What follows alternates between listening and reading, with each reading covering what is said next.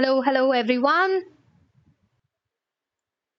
We are given a 2D array that contains intervals.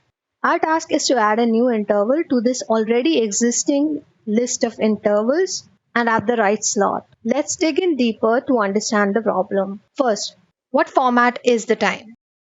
It is in the form of integers and there are no restrictions in the time zone. How many minimum and maximum intervals can be part of the array?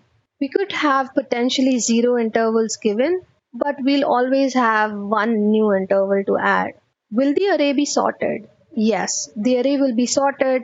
Will there be duplicate elements in the array? There will be no duplicate elements in the array. Will the given array have any overlapping intervals? No, the given array will not have any overlapping intervals. A new overlapping interval might be given to us when we are asked to add a new interval to the array. To understand how the approach works, let's look at the code.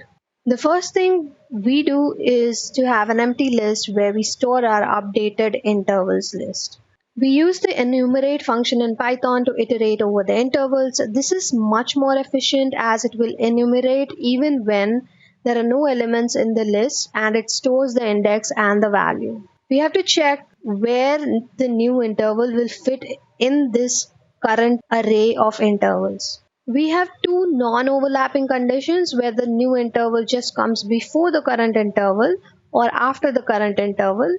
And then we also have the overlapping condition where we merge the intervals and form a new one. For the first condition, we check if the end time of the current interval is less than the start time of the new interval and then just add the current interval to the result.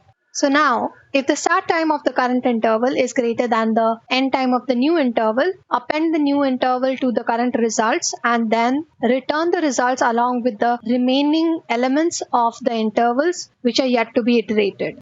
For the third condition, there is overlapping. So end of the current interval is greater than or equal to the start of the new interval, or the start of the current interval is less than or equal to the end of the new interval. In this case, we can just change the value of the start position to be the minimum of the start position among the current interval and the new interval. We can also change the value of the end position of the new interval to be the maximum among the two end positions.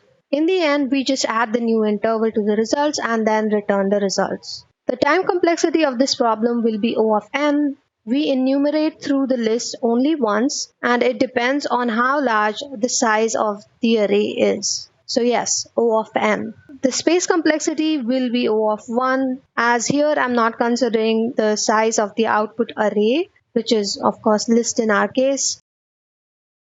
That was a long one and I hope we had fun. See if this can actually help you to schedule your calendars to understand your free time. If you like my video, please subscribe to my channel for more content like this. I will see you next time.